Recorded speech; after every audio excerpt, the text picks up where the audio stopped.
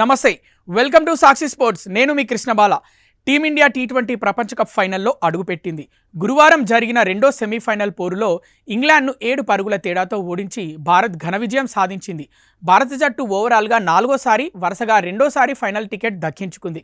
అయితే జట్టు విజయపథంలో ఉన్నప్పటికీ అభిషేక్ శర్మ, వరుణ్ చక్రవర్తి, హర్షదీప్ సింగ్ల ఫెయిల్ ఫామ్ ఇప్పుడు టీమిండియా మేనేజ్మెంట్కు పెద్ద సమస్యగా మారింది. ఇంగ్లాండ్తో జరిగిన సెమీఫైనల్లో వరుణ్ చక్రవర్తి తన 4 ఓవర్ల కోటాలో ఏకంగా 64 పరుగులు సమర్పించుకున్నాడు.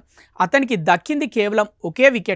అంతకుముందు వెస్టిండీస్తో జరిగిన డూ ఆర్ డై మ్యాచ్లోనూ 4 ఓవర్లలో 40 పరుగులు ఇచ్చి 1 వికెట్ మాత్రమే తీశాడు. సూపర్ 8లో సౌత్ ఆఫ్రికా పైన 47 పరుగులు ఇచ్చి ధారాళంగా పరుగులు సమర్పించుకున్నాడు. కీలకమైన నాకౌట్ మ్యాచ్లో వరుణ్ ప్రభావం చూపలేకపోవడం ఆందోళన కలిగిస్తోంది.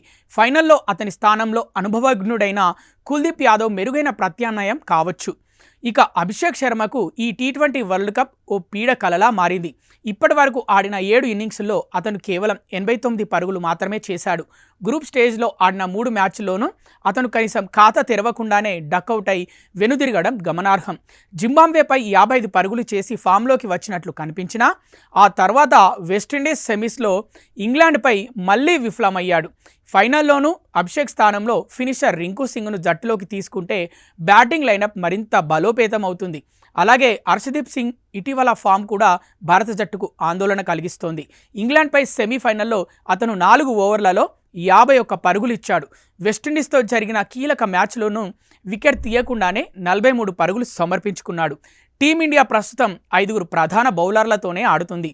కాబట్టి ప్రధాన పేసర్ ఇలా పరుగులిస్తుంటే జట్టు సమీకరణాలు దెబ్బతినే అవకాశం ఉంది.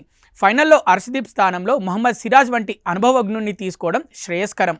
చూసారుగా వ్యూవర్స్, ఇవి ఇప్పటి వరకున్న స్పోర్ట్స్ అప్డేట్స్. మరిన్ని అప్డేట్స్ కోసం చూస్తూనే ఉండండి సాక్షి స్పోర్ట్స్. నేను మీ కృష్ణబాల, సైనింగ్ ఆఫ్.